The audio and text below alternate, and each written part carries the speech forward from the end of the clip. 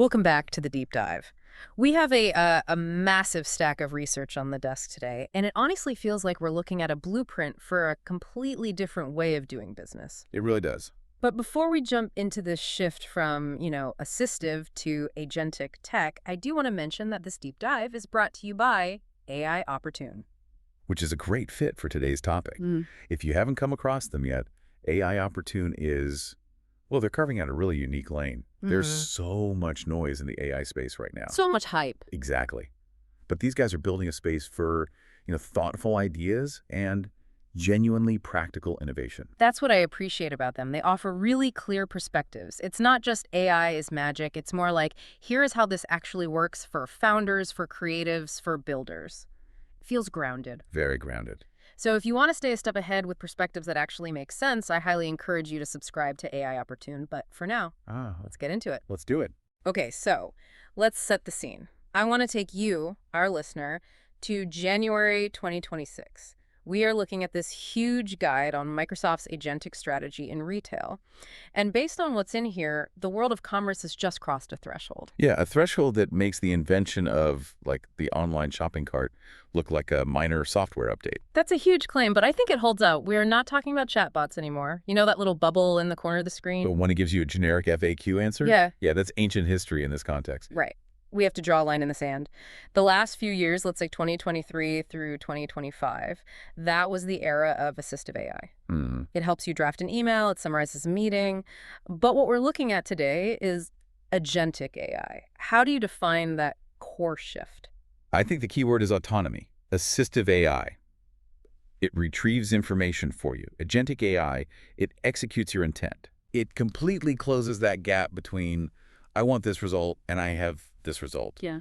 It's the difference between a tool that tells you how to change a tire and a mechanic who just changes the tire for you. And to give everyone a sense of the velocity here, because the speed is what really jumped out at me, there's this one metric in the report about product onboarding. Well, the onboarding stat. Yeah. This is the one that retail operations managers see, and they immediately get the ROI. The research shows that for retailers using this tech, the time it takes to get a new product, from the warehouse to actually being sellable online. Yep. It's dropped from about 14 days to roughly 6 hours. Think about the cash flow implications of that. In the old model, you have inventory just sitting there, dead, for 2 weeks. Just sitting. Humans are typing in descriptions, formatting images, all of it. It's a huge bottleneck. Now, that same inventory is liquid in an afternoon. It completely changes the agility of a business. It lets a retailer chase a trend in real time. If some style of hunting boot goes viral at 9 a.m., you can have a competitor product sourced, onboarded, and ready to buy by 3 p.m. the same day. Exactly. And that speed, that sets the stage for the consumer side of this. If the back office moves that fast, the front end has to match it. Right. Which brings us to what they call Copilot Checkout. This was the system launched at the NRF Big Show in 2026. And the scenario they paint really highlights how clunky our modern shopping still is. I think we've all just gotten used to it. We really have. So picture the old way, let's say 2024. You need waterproof hiking boots, size 10, under $150. You go to a search engine, you type that in, and what happens? I get a list of links. I open 5 tabs. I check reviews on one site, realize they're out of my size. Go to the next one. The price is good, but shipping is like $20. Then I got to create an account. It's a research project followed by a manual transaction project. It's high friction. Yeah. The 2026 Copilot Checkout model just collapses that entire workflow. You just tell the agent the intent. Find me waterproof hiking boots, size 10, under $150. And the agent doesn't just send you a link to a product page and wish you luck. Yeah. No, the agent acts as your buyer. It instantly validates real-time inventory across the retailer's fulfillment centers. So no phantom stock. None. It knows the boots are actually there, it compares the pricing, and then, this is the kicker, it processes the payment. Right inside the chat interface. Right there. Whether it's PayPal, Shopify, Stripe. The agent handles that secure handshake. Yeah. You never leave the conversation. You just say yes, and the boots are on the way. That sounds incredibly convenient, but my first thought, honestly, was about the business side. If I'm a retailer, a mid-sized brand, and Microsoft's agent is handling the whole interaction, aren't I just handing my customer over to Microsoft? That is the multi-million-dollar question. Who owns the customer? And the source material is very, very explicit about this because they know it's the deal breaker. Okay. In this model, The retailer remains the merchant of record. Let's unpack that. Why is that term so important here? It means that legally, financially, the transaction is directly between you and the brand. Microsoft is just providing the, let's call it the intelligent storefront. The agent. The agent. But the data, the purchase history, the CRM relationship, all of that flows directly into the retailer's database. So it's not a walled garden where the tech giant hoards all the data. Correct. If it were, big brands would never sign up. They can't afford to lose that direct line. Right. By being the merchant of record, they get the conversion boost from the AI without sacrificing the customer asset. And speaking of boosts, the numbers in here are startling. Early adopters are seeing a 53% increase in purchases within 30 minutes of starting a conversation. It makes perfect sense when you think about attention spans. Every click is a chance for a customer to get distracted or just close the tab. Friction kills conversion. And Agentic AI eliminates the friction. It turns I want into I bought in basically one step. So that's the digital side. But what I found really fascinating is that this research doesn't just stop at the screen. It goes into the physical world. Right. Most retail still happens in a building. And the concept here is the thinking store. Yeah, the report details the Atom Robotics platform from Rich Tech Robotics. And when I hear retail robots, I usually think of those, lonely towers that roll around looking for spills. Yeah, hazmat cones on wheels, yeah. Exactly. But this seems fundamentally different. It's not just automation, it's reasoning. That is the key word, context awareness. The Atom units aren't just following a pre-programmed loop around aisle 4. They're ingesting data from the environment and making decisions. The weather example they gave was a perfect illustration of this. It's a great example of reasoning versus just doing. So a huge rainstorm hits the local area. The system ingests that weather data. Okay. And the store's central brain realizes, okay, foot traffic might drop, but demand for umbrellas and ponchos is about to spike. So it physically acts on that. It can. It might reposition to highlight rain gear or change the digital signs. Or another one is equipment health. If a freezer starts vibrating at a frequency that suggests the motor is failing, the agent flags it before all the ice cream melts. So it's like the building has a nervous system. That's a great analogy. And this extends to the cameras, too. The guide talks about vision agents. Which felt like a very clever use of legacy tech. Most stores are already covered in cameras. Exactly. Retailers have spent millions on CCTV. The vision agents take that video feed and repurpose it for inventory management. So instead of just recording a shoplifter, the camera is looking at the pasta sauce shelf and saying, hey, we're out of marinara. It sees the visual gap. And because it's an agent, it triggers a workflow. It sends an alert right to a staff member's device. Restock aisle 4, slot B. It creates a task. The stat here was a 68% reduction in stockout durations. That's just protecting revenue. You can't sell what you don't have on the shelf. And you can't expect a human to stare at every shelf all day. The AI watches the shelf, the human solves the problem. Which brings us to the human element, because usually the narrative is robots are taking jobs. But the Microsoft suite here seems to be more about removing the tedious parts of the job. It's cognitive offloading. Think about a store associate today. How much time do they spend running to the back to check stock? Or flipping through a binder for a return policy? Or just finding a manager for an override, the classic bottleneck. Exactly. It's operational friction. With this, the associate can just ask a natural language question through Teams. The example was a damaged return. Right. The customer brings in a torn jacket. The associate just asks their device, can I override this damaged return? And the agent makes the call. The agent checks the 2026 quality exception policy, checks the customer's history. Maybe this guy returns torn things every week and it gives a next best action. So it says, yes, approve for store credit, or no, this needs a manager. Precisely.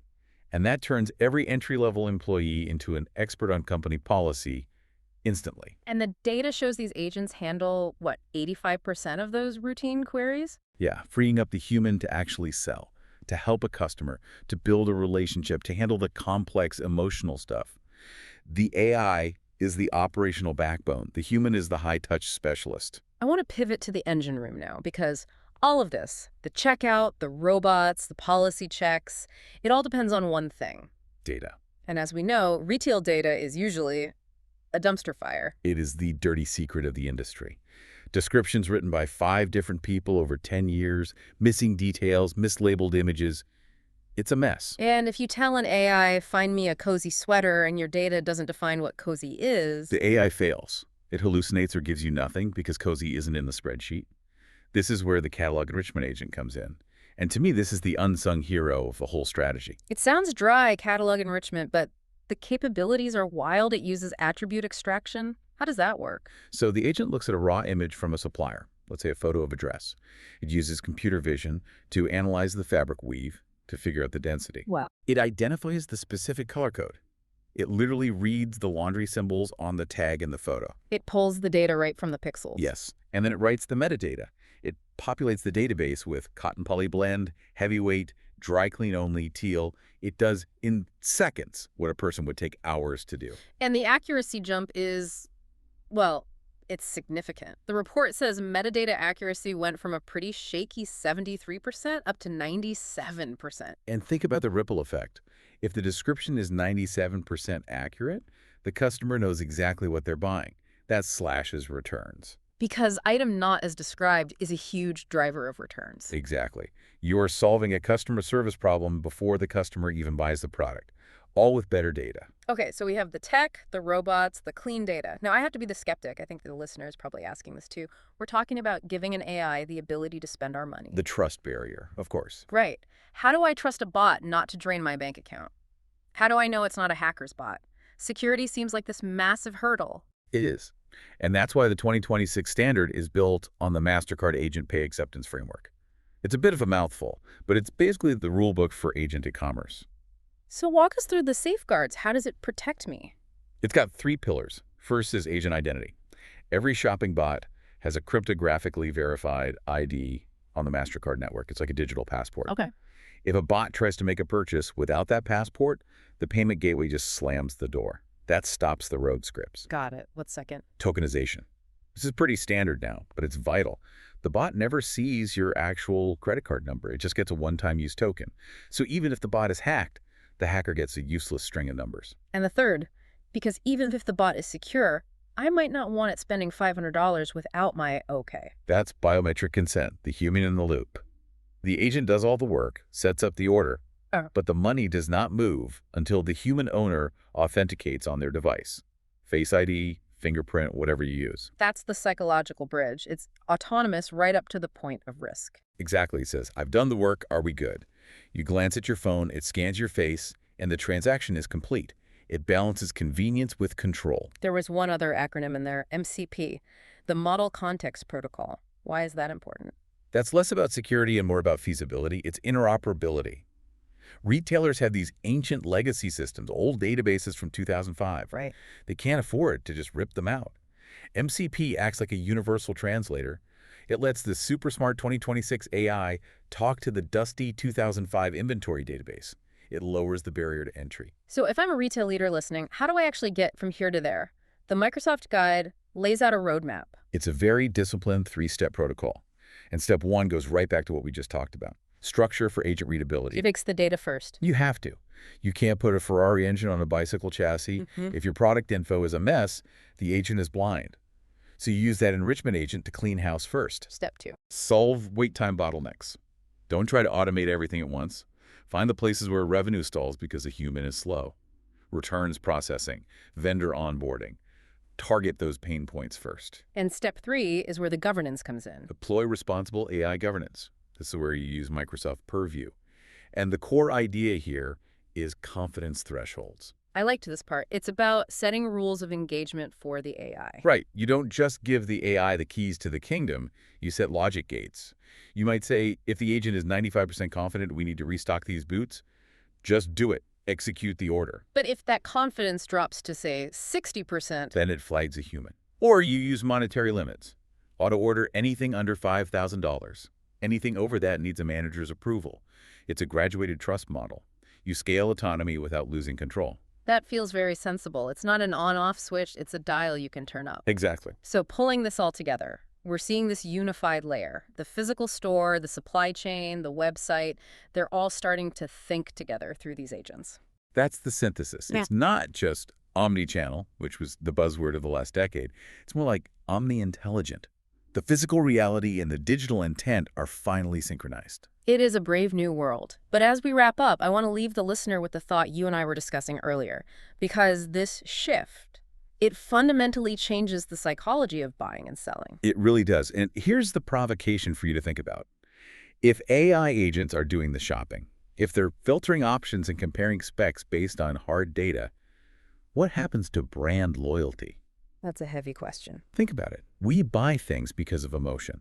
A cool commercial, a beautiful unboxing experience, the vibe of a brand. An agent doesn't care about vibes.